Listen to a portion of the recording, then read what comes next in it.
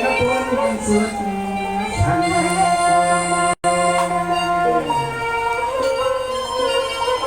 กองพระพระเบียดสิเลย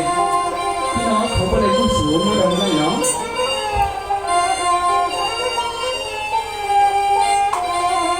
ใจข้าในกอดจงมาจงอย่าลงผ่านตะกันมาเขาต้นเขานั้นมือยามจะคุยสุขังตามตัวมาที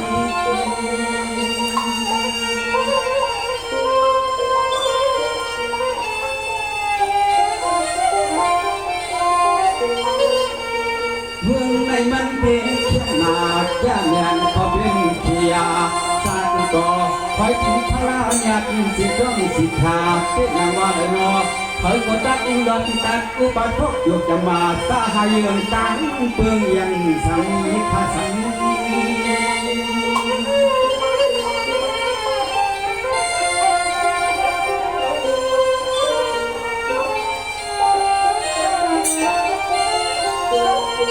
ใส่ขยันนักกันตัวนโมไว้วางทุกการนักกุมความไปกุศลขอทักสิ่งเราทำเราเป็นจำ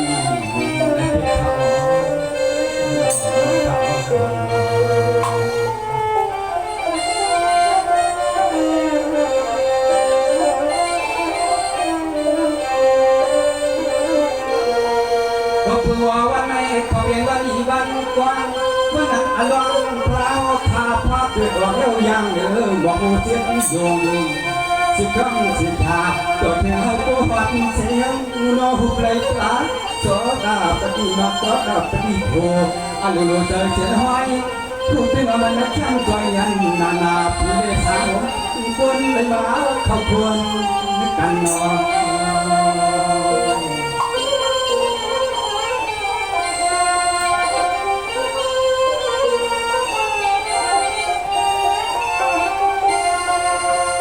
เรียนวันเจ้าเขาออกขา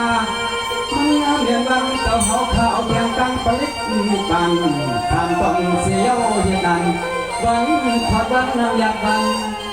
อ่อนหงถูเจ้าในคอรักในมาเข้าปล่อยตั้งสิกอดตัวน้ำเจ้ากวาง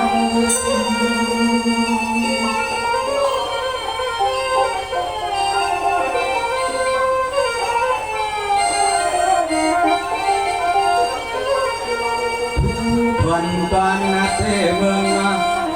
นักพึ่งเดินหน้าก่อนว่าผู้ใดเลี้ยงในเสดเมืองกำยานตั้งอ่ำเชียงเมืองคนนี้เลี้ยงพงเดิมเห็นสักทีลงนักเท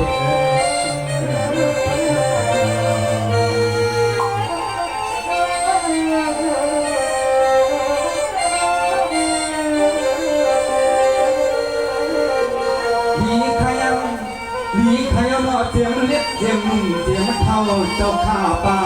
พี่อีกผู้การมาดวงการหลายคุ้มเจอชื่อเจ้าจังเป็นไรจังเมื่อทำเมืองกูมาทางพอโจตักกับเมืองหัดเมืองพี่น้อง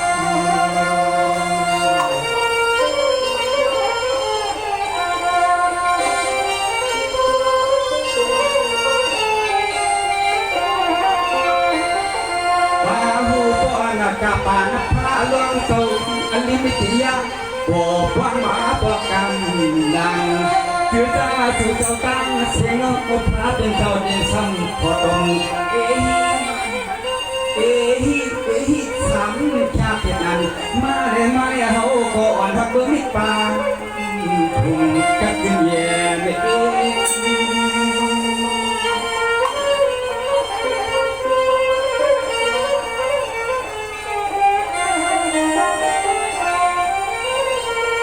เมื่อให้เขานั้นทางก็ตัวเนียนเที่ยงนาที่มันเจ้าสักขาลองสักการลองกันนะคือลองบอลสีแดงความตัวเดียวในใจนะเขาว่าตัวอยู่คุณที่จะเจ้าเปลี่ยนเจ้านั้นผลความรู้มีที่วัดเย้าเชลหมายเขาในปั๊บทำกระตั้งเสียงปั้นเพียงดู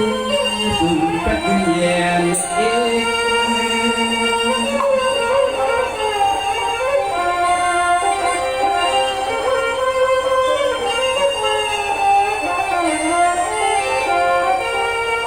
คือหลวงพี่กะกาอุตุนคุณนางพา